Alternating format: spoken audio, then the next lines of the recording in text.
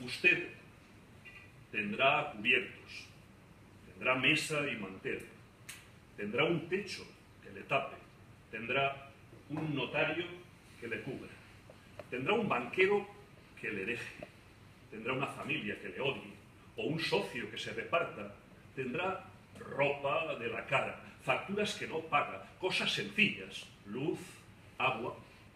Usted tendrá lo que pida, todas las rayas que quiera, hasta la máxima cobertura.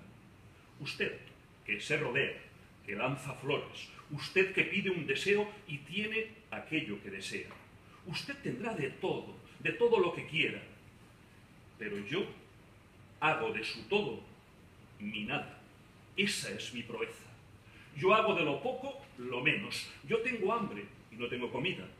¿Qué hacer yo con tanto? Usted tendrá cubiertos, usted poseerá toda la energía, usted tendrá abogados, pero yo tengo decencia, porque yo tengo